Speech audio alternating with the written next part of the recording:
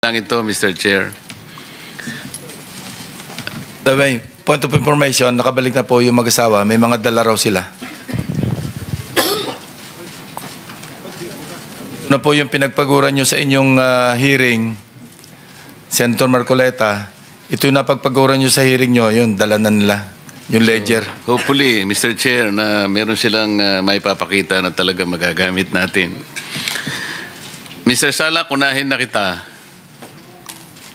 Meron kayong tinatawag na River Basin Control Office na nasa inyong departamento. Tama ba? Yes, Mr. Chair, Your Honor. Yes po. Totoo po yan. Kailan ba nagawa yung opisina na yun? Kailan na-establish? Hindi ko po alam, Your Honor, eksakto, pero matagal na po ako sa DNR. Matagal na po yung opisina na yan po. 10 years? So kasabay mo siguro? 35 years na po ako eh. Kaya nga, siguro 30 years na yung RBCO. Tama? Hindi ko po sigurado. So matagal na. Apo. Kasi, alam mo ba yung mandato ng RBCO? Yes po. Sabihin mo. Sila po yung nag-aano po ng master plan po for the sustainable ano po ng ating mga rivers. Especially mga major river system po sa ating bansa. Oo, yun ang they serve as the lead oversight Yes, agency for all river basins. Yes, sir. Yes, sir. And we have 18 river basins in Major the river entire country. basins po. At ini-integrate nila yung mga national plans and programs of flood control, Yes, Your Honor. including environmental protection. Yes, Your Honor. Napaka-importante ng kanyang mandato, tama? Opo. Tama po, Your Honor. Pero sa tagal nila sa inyong departamento, wala kong nakitang sino man na tumestigo sa committee ito na sila'y nakipag-coordinate o sila'y pinuntahan, for example, ng DPWH sa paggawa ng napakaraming flood control projects. Kasi kung hindi mo isasaalang-alang ang mandato nito na siya pala yung gagawa ng master plan to integrate a comprehensive master plan, lahat ng gagawin ng DPWH mula ng pagdating ni Ferdinand Magellan sa ating bansa hanggang ngayon, walang mangyayari sapagkat hindi sila konektado. Tama? Tama po, Your Honor. Kaya failure ang ating mga flood control projects. Hindi dahil sa napatunayan na natin ang maraming katiwalian, ang maraming korupsyon, ang lawak at ang lalim, kasing lalim ng mga baha na dumating sa ating bansa. Ito yung isa sa hindi nakita o ayaw tingnan ng DPWH sa mahabang panahon. Paano kayo makapaglalatag ng matino at katanggap-tanggap at makakapagprotekta sa mga komunidad ng ating bansa kung hindi sila integrated? Yung 18 river basins ay dapat isinaalang-alang para katanggap-tanggap. At saka talagang makakapagprotekta siguro ng karamihan ng ating mamamayan, kung hindi man lahat. So bakit nandyan pa yung River Basin Control Office? Anong ginagawa nito? Kung wala naman palang, walang pakinabang.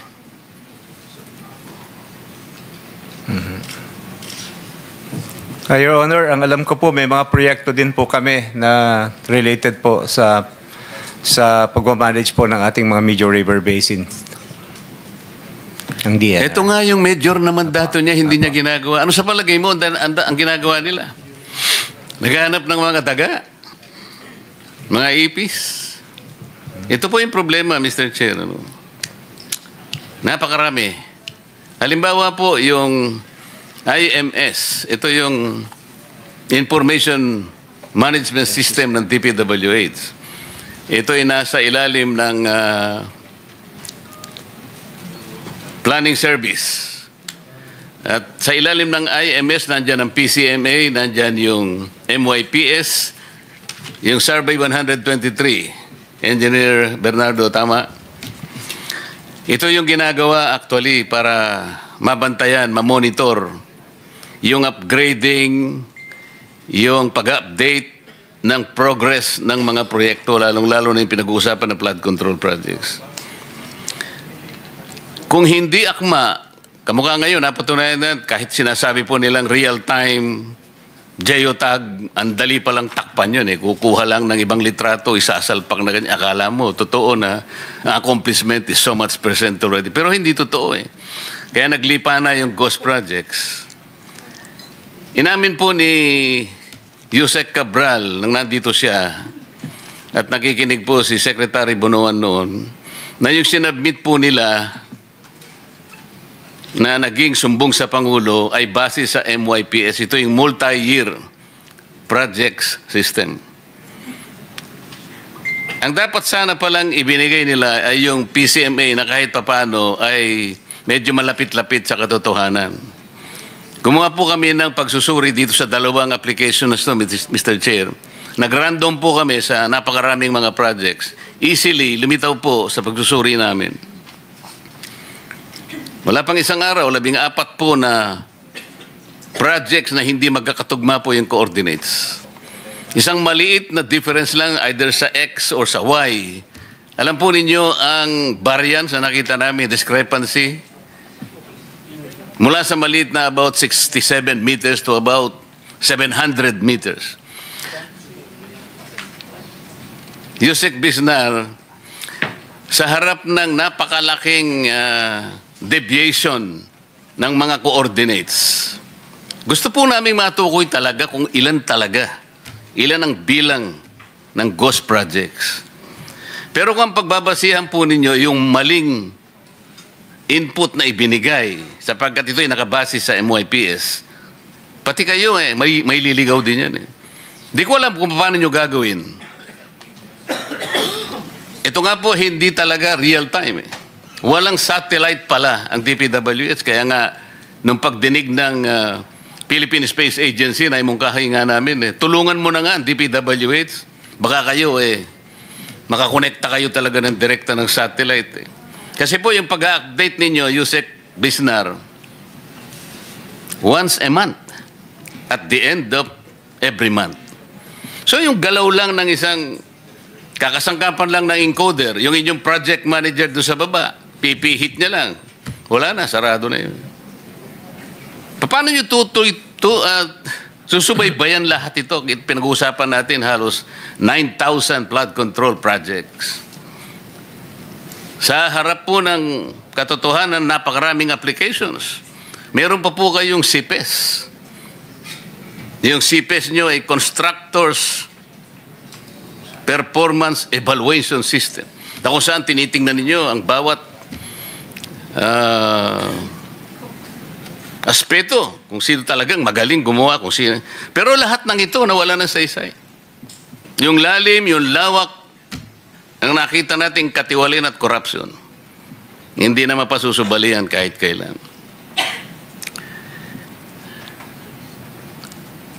Mr. Chair, ako po ay dadako na doon sa matagal ko na sanang, kanina pa kasi, magmula nung ako po ay maging Blue Ribbon Committee hanggang kayo po ay pumalit, iisa po ang nakita natin. Hanggang ngayon, nakita natin yung sa magitan ng testimonies ang napakarami pong tinawag natin dito. Wala pong kokontra na talagang ang lalim ng katiwalian at korupsyon na na-establish po natin. Mali-malitang pera po ang nagpalitan ng kamay dito.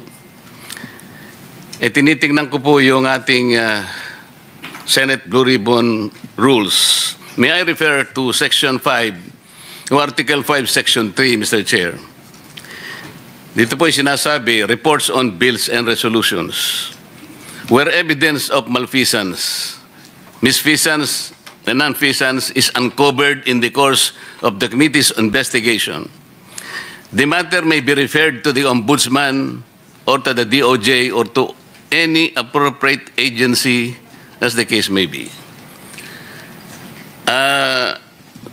Sa opinion ko po, ay palagay ko tama na po na mula dito ay i-repair na po nating lahat. Sapagat yun po yung ating tuntunin. Nandito nga po yung ating Prosecutor General hindi ko pa nga alam ba't nandito siya sapagkat i-repair naman namin sa inyo Ito po yung tuntunin dito Hindi kami makikipag-compete sa inyo sapagkat kami strictly in aid of legislation. We have come across this problem. The magnitude, no one can deny.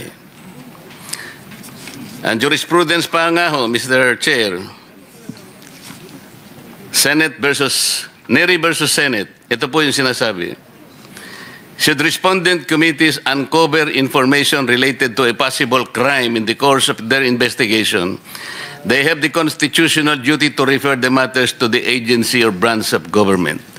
Lahat po ng ito ay hinugna para i-repair either sa DOJ, sa Ombudsman, sa ating National Prosecution Service. Sinasabi pa po, while it may be a worthy endeavor to investigate the potential culpability of high government officials, including the President, in a given government transaction, it is simply not a task for the Senate to perform. The role of the legislature is to make laws, not to determine anyone's guilt of a crime or wrongdoing. Our Constitution has not bestowed upon the legislature the latter's role. Just as the judiciary cannot legislate, neither can the legislature adjudicate or prosecute. So the legislature remains to be an instrument for legislating laws. We cannot adjudicate, we cannot prosecute.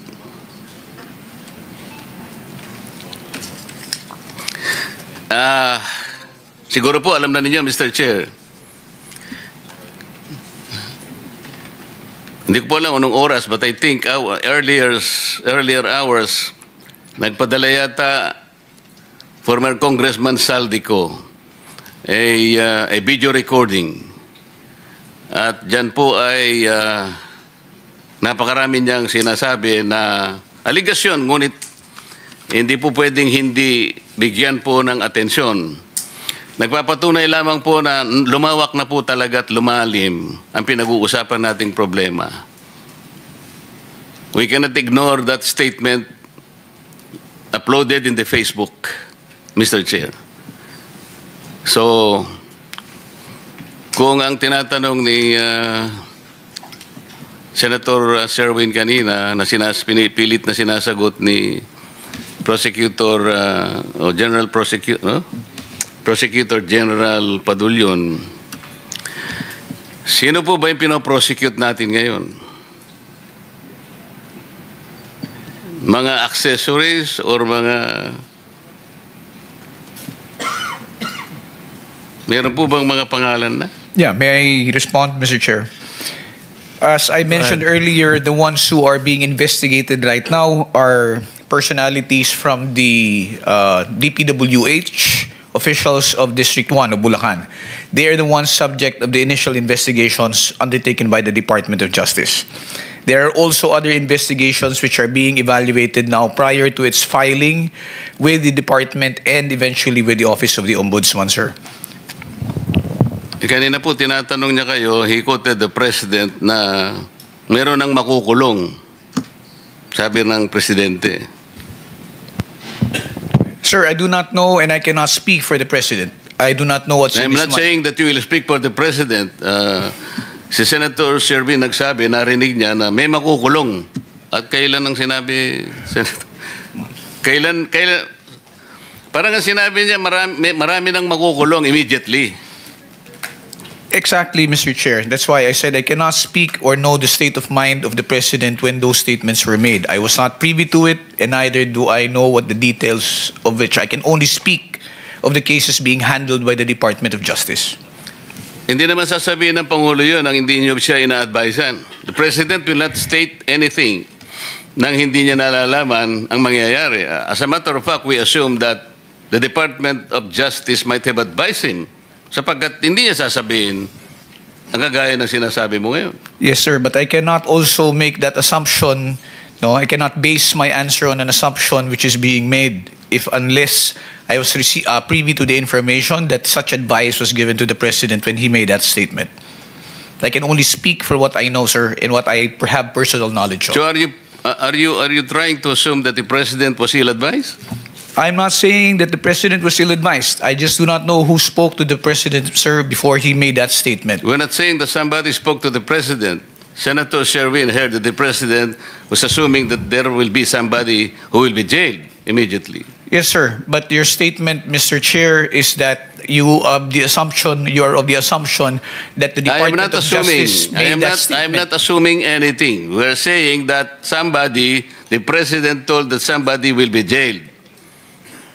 Kasi kung halimbawa, preliminary investigation pa lang, atsahan kayo ng bola, pupunta kayo sa di ba meron kayong, sabi nyo nung isang araw, sa briefing, meron kayong memorandum of agreement with the ombudsman that the DOJ can directly file cases to the Sandigan Bayan. What happens to that?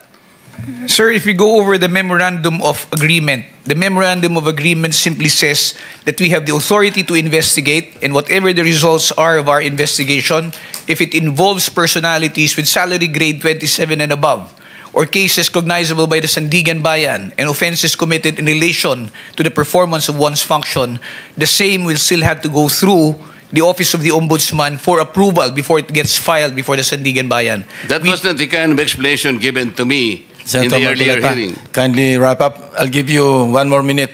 Okay. Thank you, Mr. Chair. So, wala kang nakikitang immediately na makukulong, di ba? Up until the results of the investigation are finished, I wouldn't be able to make any statement to that effect, sir. Meaning to say, yes. Yes, sir. Thank you. Thank you, Mr. Chair.